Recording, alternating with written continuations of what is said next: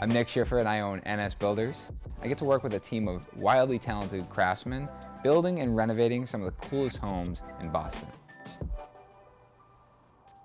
We have this renovation project that we're working on with Cambridge 7 Architects. It's an extremely modern primary suite renovation. There's a lot of detail and an immense amount of forethought that is going into this project, but specifically, I'm talking about the shower, or what we're calling the wet room. It's a really oversized shower with a bathtub. It has 4 windows in it, and it's also being prepared for steam, and not to mention the curbless entry. Knowing that the attention to detail was going to be so critical, it was really important that our team, as well as our subcontractors, were on the same page and had a clear understanding of how we were going to approach this project.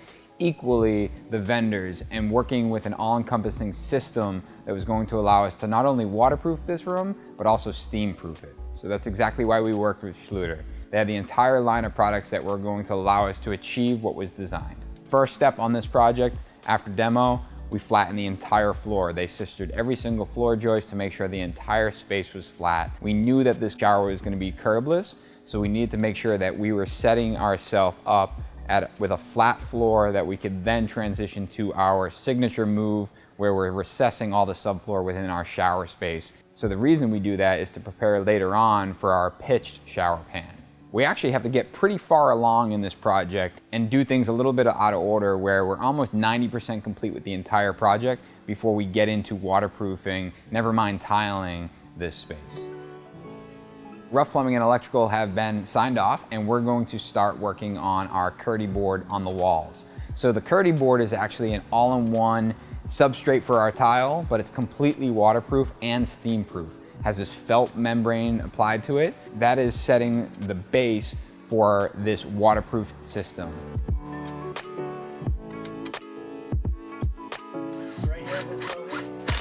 We install these panels with screws, and it's really important to use the wide washers because the panels are light, they're made of foam, and the wide washers actually help spread that weight out and hold these panels tight against the framing. We're going a little bit above and beyond here. We're actually applying a KERDI-FIX to the back side of these panels, so once they're pressed up against these studs and the screws are in place, that KERDI-FIX is just adding another layer of holding power to our framing. We spent a lot of time making sure these walls were ultra flat and preparing for a nice straight wall, especially with this large format tile.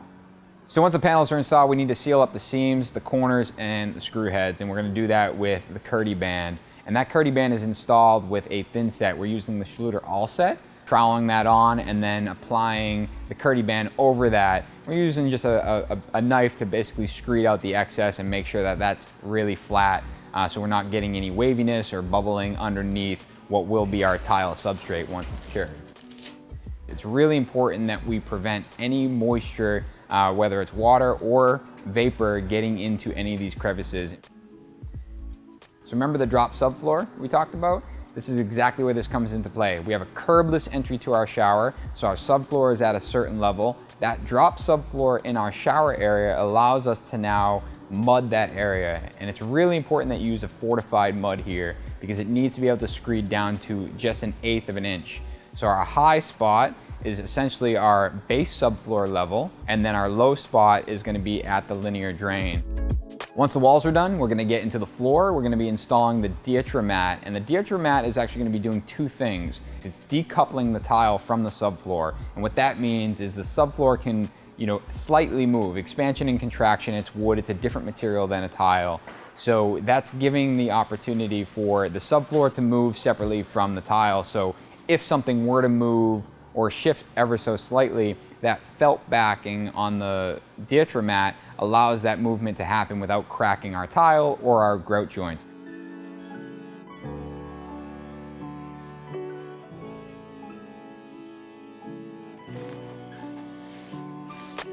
The second thing is it's laying a track for our radiant heat cable.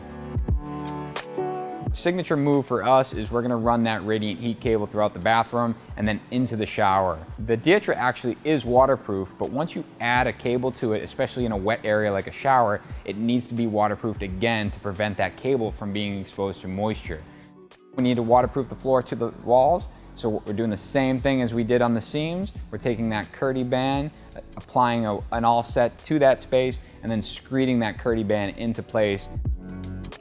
We have 2 layers of waterproofing. So what we're doing is we're actually using the KERDI membrane and going over that cable, making this a monolithic and cohesive waterproofing and steam-proof system from wall to floor. That heated floor is not only in the bathroom, but all the way continuous throughout the shower, which is super nice, especially when you're standing in the bathroom getting ready to jump in the shower. You're not going from a nice warm floor to a cold floor. One of the biggest challenges we dealt with in this space is the 4 windows that end up inside this steam shower. From the outside looking in, the windows had to appear as though we didn't change because it's actually a historic home. On the inside, Cambridge 7 actually designed this killer detail where they tapered the tile into the glazing, and there was actually no window frame exposed from the inside. So there was a lot of forethought that went into this. We couldn't just taper our waterproofing or our tile into this space. We had to really consider the layout all the way through. Waterproofing detail continuous from the KERDI onto our glazing. And then we did that by KERDI-FIX adhesive to span from that KERDI board to the glazing, giving us that continuous waterproofing layer.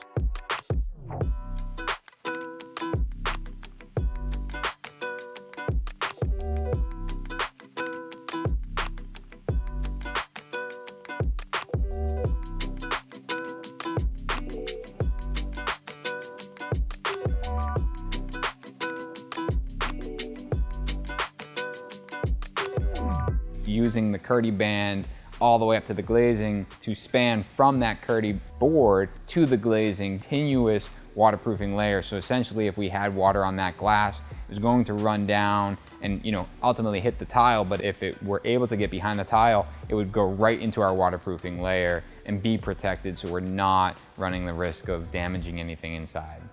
The fact of the matter is, it's an architectural detail that wasn't designed around how easy we can replace the glass. Is it replaceable? Of course it is. We take out the custom-made pieces of tile that taper into the window, we break the window out, and we put a new piece of glazing in, and we re-waterproof and we re-tile. So it's doable, it's just not easy. But it wasn't designed to be easy, it was designed to be beautiful. So on a traditional project, once we're tiled, we usually then template for glass and install our glass. We templated and installed the glass before tile. That allows for all the glass to be buried into our finished surfaces. It's pushed up against the finished floor on the outside, pushed up against the plaster on the walls and the ceilings, and really gives this illusion that the glass is just sitting there with no support whatsoever besides the fact it sits floor to ceiling. And what's really key here is that we have a hinged door on one of these panels, and if there's no structural clips holding that glass into place, we need to structurally support it somehow, and that's exactly what we did with a structural silicone. So the glass gets set 3 sides, ceiling, wall, and floor, with a structural silicone that will dry hard enough and strong enough to support the swing of our center door. We'll do the same thing on the other panel. Even though it doesn't have any weight, we want that panel to feel strong, and when you lean up against it, not to have any chatter in it. Once that glass got installed, we basically get it into place, make sure everything's plumb, level, and prepared, and that glass track actually has a flange on it. It's the Schluter Glass Track SG. So it's part of their aluminum extrusion profiles, and that flange actually gets set in a KERDI-FIX. So that's structurally holding it to our KERDI waterproof panels. But then again, we want to make sure that we're taking an additional step and actually installing another layer of KERDI-BAND over that flange. So we're waterproof behind the glass track, we're waterproofed again with the KERDI-FIX behind the glass track, and then we're waterproofed on top of the glass track with our KERDI-BAND. And then that final piece will be the tile pressed up against the glass track. It takes an incredible amount of forethought because you are putting this glass in way before anything else, before finishes, and you're working around it. So if this wasn't complex enough, the tub also didn't fit through the window, nor did it fit through the door for the shower, nor could we increase the width of the door of the shower. So this tub also had to come before glass, and we already talked about how glass was coming before anything else. So now we're bringing this really expensive, nice freestanding tub, putting it in place before we even have glass installed, never mind the waterproofing and tile details, and a lot of maneuvering and moving it back and forth while we tiled. So we knew that was going to be really challenging to work around, but it was a necessary evil for this project. The actual install of the tile, we're dealing with large format. We're talking 48 by 48 and 48 by 96 inch tile. It's essentially a micro slab, and we chose to take a more countertop approach where we were templating wall by wall, piece by piece, and then bringing it to the fabricator's shop, cutting it on the CNC, fabricating it as a piece, and then bringing it back to site. It was a much slower process. Everything had to be templated one by one. For the majority of what was going on from a fabrication standpoint, it was being done in a shop, which nets a great result. It's just very different from our typical approach where we're able to use tools and materials that are on site, which we could have done, but we just knew that the level of execution, everything really needed to be absolutely perfect. So we wanted to make sure we were approaching it with the very best intention.